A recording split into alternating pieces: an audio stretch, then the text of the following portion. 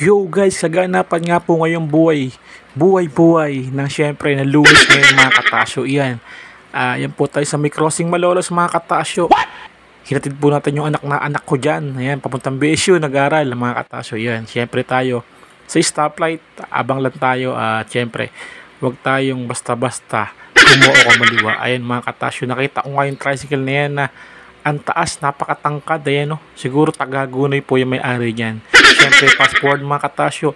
Na nga po at kinargahan na naman po tayo dito po sa may Bukawi, Bulacan. Ayan. Isang mini vlog lang po ito ngayon mga katasyo. Isang mini vlog lang po tayo ngayon. Ayan. Shout out po sa lahat ng followers, subscriber mga katasyo. Thank you very much po guys. Yan lang. Kaya po tayo ngayon lang ulit nakapag-vlog yan mga katasyo. Ayan, nadali po tayo ng trangkaso. Oh no! Ayan, natrangkasa po tayo noong Lunes ng gabi. Ayan. Ingat po ang lahat mga idol, mga katasyo. Ayan. Ito nyo naman po, kitang-kita naman sa mukha ko na ayan, natrangkasa po tayo. Kaya yun po yung muna yung vlog natin ngayon. Shout out po sa lahat. Ayan, followers, subscribers. Maraming salamat po. Ayan. Yo guys.